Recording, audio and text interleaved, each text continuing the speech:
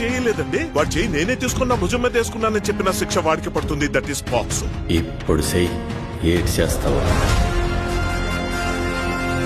14వ తారీఖు కోర్టుకెళ్ళి నేను చెప్పిన దానికి మీకు ఎక్స్పెక్టేషన్ మ్యాచ్ అవ్వలేదు అనిపిస్తే ఇంకొక 2 నెలల్లో రిలీజ్ అవుతున్న నా హిట్ 3 ఎవరు చూడొద్దు, ఓకేనా? సినిమా చూసినప్పుడు నాకు ఒక ఎక్స్పీరియన్స్ కలిగింది. సినిమాల్లోకి దూరిపోయి వాళ్ళ ఇమోషన్స్ తో కనెక్ట్ అయ్యి వాళ్ళతో పాటు నవ్వి వాళ్ళతో పాటు ఏడ్చి మనం కూడా ఆ డార్క్ రూమ్ నుంచి బయటకు రాగానే ఇది కదా మన ప్రపంచం, మనం ఏంటి ఆ ప్రపంచంలోకి వెళ్ళిపోయామని రియలైజ్ అవుతున్న మూమెంట్ ని నేను ఎక్స్పీరియన్స్ చేశాను. అది మీరందరూ ఎక్స్పీరియన్స్ చేయాలని ఈ రోజు ఇంతగా గట్టిగా చెప్తున్నాను. This is a thought-provoking subject actually, and these kind of subjects should be encouraged. Screen play అదిరిపోయింది, ట్విస్ట్ లో అదిరిపోయాయి. సార్ మనం పోలీసులకు అగేన్స్ట్ గా బెనిఫిట్ ఆఫ్ డౌట్ రేజ్ చేయొచ్చు సార్. శ్రీదర్శి గారికి ఒక లాయర్ గా ఎంత ప్రొఫెషనల్ గా ఉండాలి అనేది చాలా బాగా చూపించారంటే. అసలు కేసు ఏంటి?